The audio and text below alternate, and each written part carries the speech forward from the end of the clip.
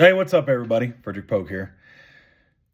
So, today I want to talk about the problems with our political discourse and how giving space to very horrible people is has turned into a form of entertainment and clout. And it is absolutely corrosive to our democracy. And one of the major reasons we're in the position we're in now. So, with that, I'm going to talk about Gavin Newsom. Now, for those of you who don't know who Gavin Newsom is, he is the current governor of California. He's going to have served 2 terms, and that'll be it. And he recently launched a podcast. A lot of people think it's in anticipation of a presidential run on the Democratic side for 2028. But old Gavin's got some people scratching their heads recently with some guests he's lined up. Charlie Kirk being one, and more recently, Steve Bannon. Now, for those of you who don't know who these 2 individuals are, consider yourself lucky. Steve Bannon was basically the messaging guru for Trump. He's also a convicted felon, just like Trump, in a part of a scam that was the private portion of the border wall that, well, basically conned people out of their money, and those funds were never spent on the wall. They just kind of pocketed it. And Charlie Kirk, he runs Turning Points USA, and he's a bigot. And basically, he says provocative things like, oh, I wouldn't trust an all-black flight crew. Okay, Charlie, But I don't really want to rehash all the reasons they're horrible. They're horrible people. And old Gavin's putting them on because, well, everybody's talking about him. And everybody's listening to him. And it's even got some of my favorite creators wondering, I wonder if old Gavin's hit on something. I wonder if he's trying to get a strategy to reach out to folks. He's not. I'm just going to tell you right now, he's not. This is all for ratings. It's all to be sensational. It's for all of us, me included, to make content and talk about him and say, look at what he's doing.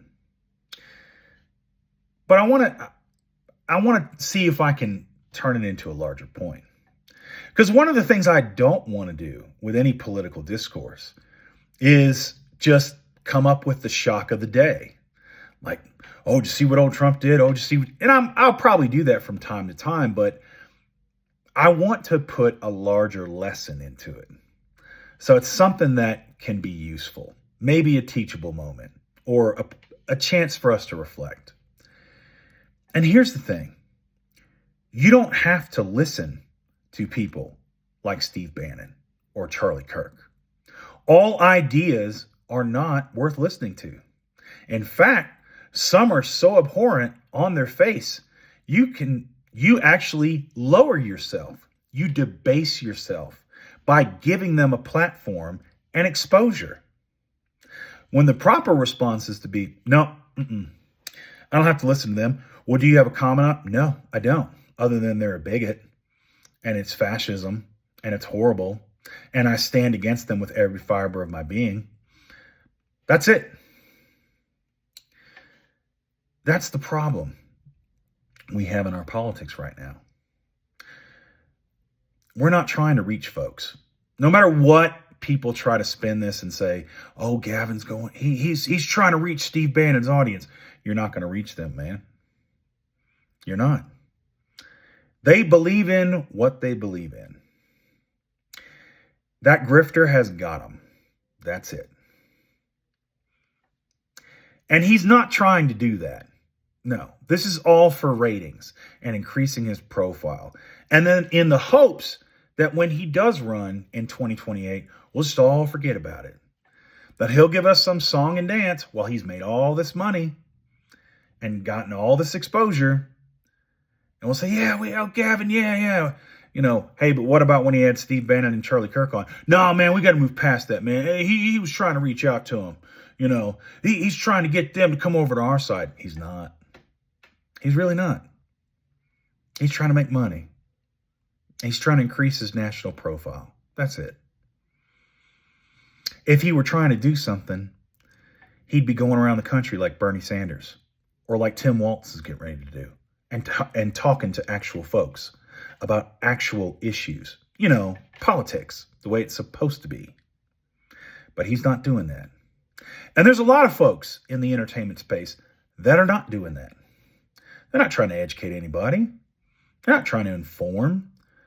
No. They're just trying to get those outrage clicks. They're just trying to get everyone puffed up and excited. Whether that's a doom and gloom analysis or whether that's a, hey, look, I'm talking to Hitler. Oh, isn't that horrible? It's why we're at where we're at. Because there are ideas and positions that do not need to be elevated. They just need to be stood against. It's not our job to try to understand MAGA and why they are the way they are. That's fine if you want to try to do it to not repeat those mistakes. But they are the way they are because of propaganda and beliefs that have been in this country for a long time. Racism and sexism and anti-queer stuff, it's been around for a long time. Steve Bannon isn't, yeah, just like Trump, he's great at selling to the rubes their own bigotry and hatred. He's awesome at it. He doesn't have some kind of secret sauce. He's not some Svengali or genius. No, he's con man. And he's selling poison to the masses. And by giving him a platform, you're amplifying his voice. So shame on you, Gavin Newsom. Shame on you. You really want to talk serious about politics? You really want to have a discussion? Why don't you have Adam Kinzinger on there? Or Liz Cheney? I may not agree with Liz on damn near anything politically, but I respect her principled stand. I respect her standing up for the Constitution and democracy. I don't agree with a lot on Adam Kinzinger. There's some I do, but I respect the hell out of him. He stood tall. He put a target on his back. Why aren't you interviewing him? Why aren't you talking to real folks? Why are you talking to grifters? And I know you know, so the only thing I can conclude is it's a grift you're running. Anyway, that's all I got for you today. Keep the faith, defend democracy, and I'll see you later.